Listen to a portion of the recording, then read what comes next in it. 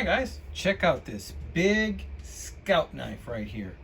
Now, Tobias Gibson did a great review on this scout knife a while back, and this is the Dave Canterbury Marbles Scout King. Okay, and I can understand why they called it Scout King. First of all, well, it's kind of like similar to the Camp Kings that they used to make. It's a scout type knife. But in my opinion, it's a Scout King because it's just so darn big. And again, I forgot my ruler. Let me get it.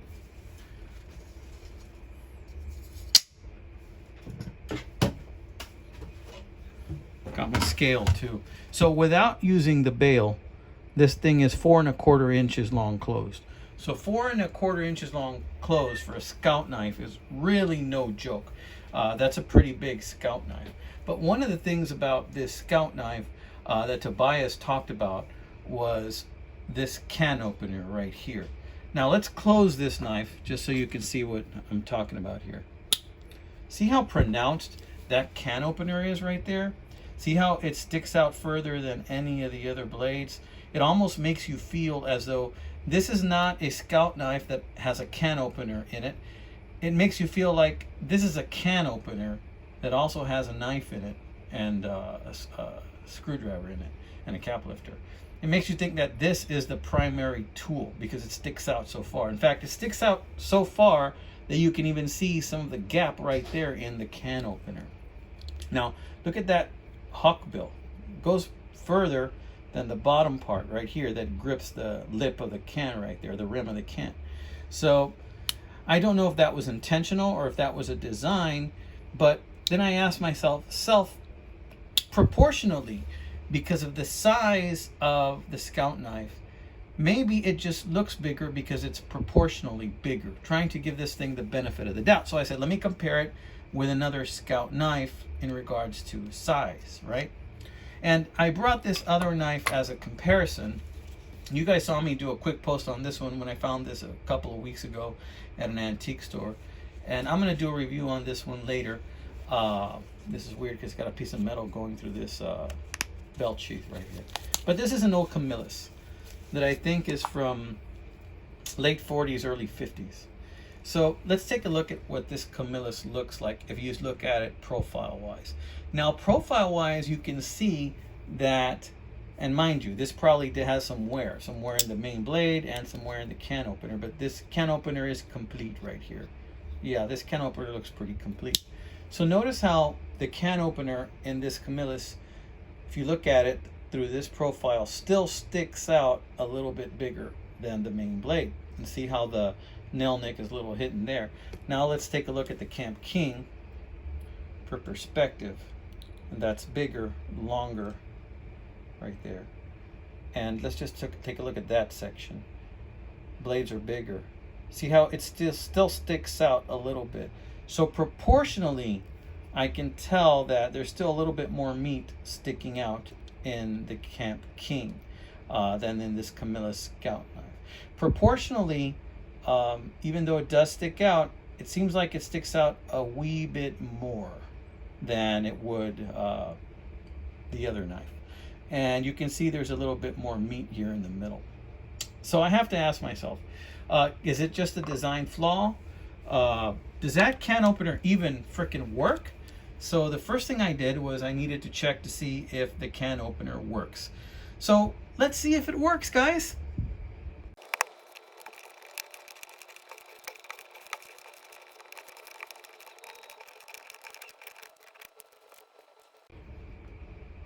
Yeah, okay. As you saw, it did make short work of this 30% bigger can of Campbell's condensed tomato soup, okay, which I will be having later.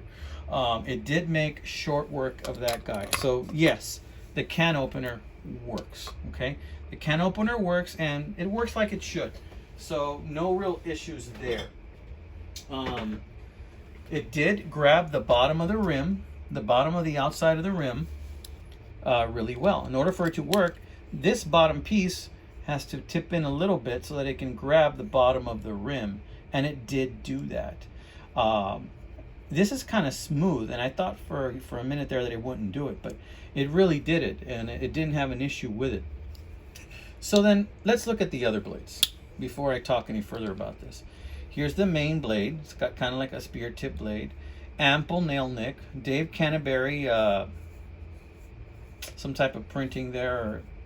It's not in the steel, so eventually this is going to fade out as you sharpen it or use it or strop it. And I tell you what, I do like that blade because it's a bigger blade. It's bigger than a regular camp knife. Let's just open up this Camillus. This older Camillus. See how it has a short bar? Let's take a look at those blades. See how much bigger it is than the Camillus? So, yeah, I do feel like I like having a bigger blade. I do like that very much about this knife. Let's put this Camillus away because I'm not really reviewing this Camillus right now. We'll talk about that later on another date. Put it back in here. I do like having the bigger blade. I really do. Is it sharp? Oh yes, it cuts. Let's take a look at this guy. This is the flathead and the cap lifter. Looks like it would work great.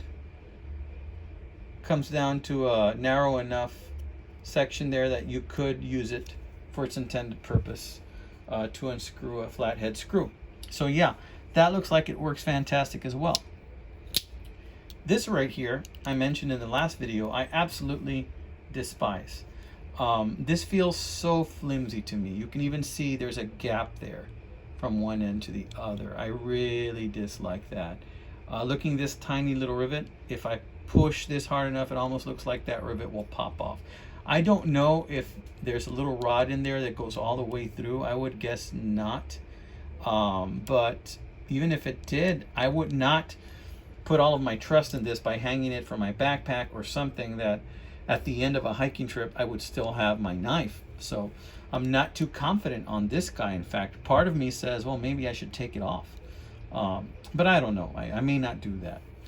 Now, look at the jigging on this thing. Look at the bone, first of all. The bone is super pretty, guys. And look at that jigging. That is a win-win for me. I really like the jigging, the color of the bone. It's kind of like a nice caramel color. I love that. Love that about this knife. Fit and finish, there aren't very many gapping issues. I mean, if you really want to be picky, there's a slight gapping issue there, but it's not a big deal. And again, with the jigging. I do like that they put in that easy open cut in there in the bone so that I can pull out the awl, which is right here. And the awl has a hole in it, which is really cool. And this is a pretty sharp edge. So this does look like it would get the job done, to be quite honest. I like that. I like that a lot. Can I reach the main blade? Yes, I can, even though a little bit of the nail nick is covered, but not too much. Can I reach the flathead? Yes, I can, even though a little part of it is covered. This one is very exposed. So I overall do like this knife. I really got concerned when I saw this stick out like that because I thought to myself, does that thing even work? But as you saw in the video, yes, it does work. It gets the job done. So my next thing is, okay, knowing that it works, should I even try and mess with it? Should I even try and take off a little bit of meat right here? And notice that if I take off a little bit of meat right there, see, it hits right here. This is where it hits the back spring. If I take off a little bit of meat right there, it would probably still work. It'll hit here though. Then I would then have to, I think, take off a little bit of the hawk bill, which I can do. Should I do that? Should I even mess with it? And then at that point, I would then have to, of course, double check and make sure that it works properly like it should.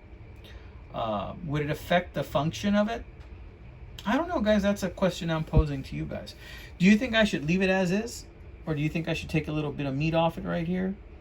I'll take any comments and suggestions to heart, but I'm still trying to make my own personal decision. If it bothers me enough that I want to bring it down. And right now my thinking is it doesn't bother me all that much that it does that.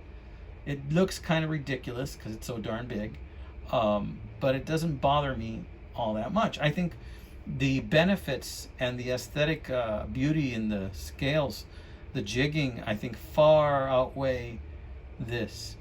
Now the OCD in me says, yes, I want I want to trim it down because it's just a little bit of an eyesore. Even if I could bring it down a little bit more, it would look a little bit more appealing.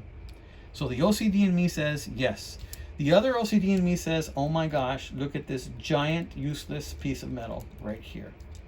And it tells me maybe I should just remove that thing and just use this as an equal end and pocket, carry this thing and never use this bail, which is, I'm probably never going to use it anyway. So I'm still debating that one. Only time will tell if I want to do that. But right now, currently, I'm deciding in my mind, I might just leave it as is. Tell me what you think. What should I do? I'll consider all suggestions, guys. All right, so this has been another episode of the Knife Detector. I hope you guys got a kick out of this one. Y'all take care. The weekend is upon us, my friend. I am making this video on a Saturday night, but you will see it on a Friday morning. So God bless you, my friends. Also, much thanks to all of my new subscribers, guys. Just a reminder, I'm at around 330 some by now. When I hit 1,500, I will be doing another giveaway. This will be a slightly different giveaway. The winner that gets chosen will be able to choose from a group of knives. So I'm going to go ahead and do it that way. Let's try that out. But I will let you know which giveaway video that is, because when I tell you which video that is, I'll also let you know you have 24 hours to comment from the time that video was posted. That way you get a fair chance, you know. And I'll use all of those comments in the comment calculator. All right, guys. So this has been another episode of the Knife Detector. I hope you get a kick out of my videos. If you get bored, go check some of my other videos, guys. I have so many videos out there. I think I have around 400 videos. Odds are you're going to see one on a knife that you either haven't seen in a long time or you've never seen before. All right, my friends. God bless you. Take care.